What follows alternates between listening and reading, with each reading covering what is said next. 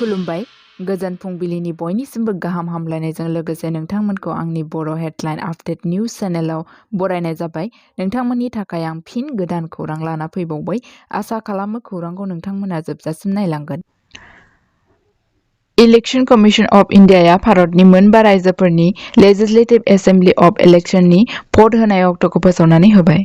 बे मोनबा रायजो आरो भट होनायनि अक्ट'फोरा फारियै Rajasthan 23 November 2023, Madhya Pradesh 17 November 2023, Chhattisgarh 7 and 17 November 2023, Mizoram 7 November 2023, Telangana 30 November 2023। रिपर्टनि बादियैब्ला भटनि रिजाल्ट्सखौ 3 December 2023 आव साननानै फोसावनाय जागोन होननानै फोरमायथिनाय नुनो मोन्दों। गुवाहाटीआव सानै दुथांफोरा मैया फुंबिलि समाव पिस्तल देखायनानै मर्निं वाक खालामनाय सासे आइजोनि गोदोनानि सनानि मालाखौ लुट खालामदों। खौरां मोननाय बायदिब्ला आइजोखौ गुवाहाटी हाइकर्टनि लयार ममिता बरा होननानै सिनायथिनाय मोननाय जादों। Board of secondary education Assam सेबा बर्डआ 2024 मायथाइनि मेट्रिक आनजादनि रुटिनखौ मैया फोसावनानै होबाय। खौरांनि बायदियै मेट्रिक आनजादा 16 फेब्रुवारिनिफ्राय जागायगोन आरो 4 मार्चआव जोबगोन। मख'नो गोनांदि प्रेक्टिकेल आनजादा 2 आरो 3 फेब्रुवारियाव खुंजानाय जागोन। बेनिखायनो गासैबो फरायसाफोरखौ रुटिनखौ बुथुमना लानो खावलायनाय जाबाय। The royal Swedish academy of साइन्सआ 2023 साबेरियान्स रिकबैंक प्राइजनि इक'नमिक साइन्सनि मेम'रि अफ आल्फ्रेड नबेल बान्थाखौ आमेरिकानि इक'नमिक हिस्टरियान क्ल'डिया गल्डिनखौ सायख'ना फोसावना होनाय जाबाय होननानै खौरां बिजोंनिफ्राय खोनानो मोन्दों। बड'लेण्ड मुलुगसोलोंसालिनि भाइस चेन्सेलर लाइस्राम लादु सिंहखौ बिबाननिफ्राय बोख्लायनानै गोदान भाइस चेन्सेलर थिसननो दाबि खालामनाय आयदानि सायाव सरकारा 11 अक्ट'बरसिमाव जुदि जेबो फिथाय होआब्ला नार'नानैब्लाबो इउनिभार्सिटिनिफ्राय लाइस्राम लादु सिंहखौ आउट खालामगोन होननानै मैयानि सोमावसारनायाव एबसुनि दैदेनगिरिफोरा थांखि लादों होननानै खौरां मोननाय जादों। क'क्राझार जिल्लानि हान्था मेला बिफाननि डिटिअ धनेश बसुमतारी बिथाङा खौरां मेलनि गेजेरजों गोबां गारि सालायग्राफोरनिसिम गोनां बाथ्राजों फोरमायना होदों।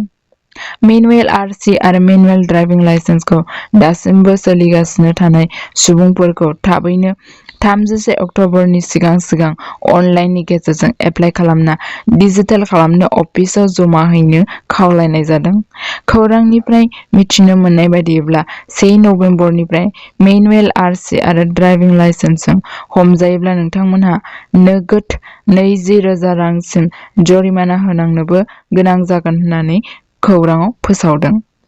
बलिउडनि मुंदांखा मेगास्टार शाहरुख खाननि थाखाय महाराष्ट्र सरकारा Y+ थाखोनि सिकिउरिटि गार्ड होनाय जाबाय होननानै खौरां मोननाय जादों। खौरांनिफ्राय मिथिनो मोननाय बायदिब्ला Y+ मानि 11 जन रैखाथि खालामग्रा हानजा, जेराव 6 जना कामान्ड', 4 पुलिस सान्थ्रि हानजा आरो 1 लामानि ट्रेफिक सामलायग्रा।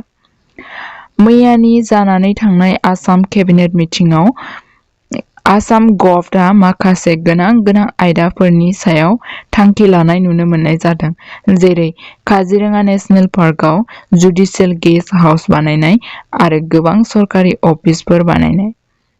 3,000 crore रां बाहायना 1,000 किल'मिटारसिम high speed economic corridor, rural इन्फ्रास्ट्राक्चारखौ जौगाहोनो थाखाय 950 crore रां बाहायनाय आरो बायदि बायदि।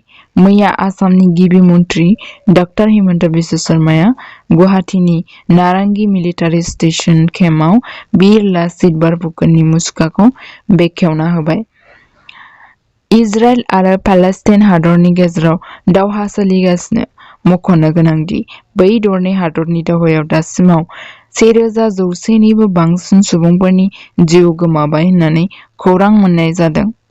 मैयानि आईसीसी मेन्स क्रिकेट वर्ल्ड कापआव निउजिलेन्डआ नेदारलेन्ड्सनिफ्राय 99 रान बारा लानानै देरहानो हाबाय। रिपर्टनि बादिब्ला निउजिलेन्डआ सिगांनि बेटिं खालामग्रोनाय गासै 50 अभार गेलेजोबना 322 रान स्कर खालामदों, नाथाय नेदारलेन्डआ 223 रान स्कर खालामनो हाना जेननो गोनां जादों। दिनैनि खेलाया इंलेन्ड आरो बांलादेशनि गेजेराव जागोन।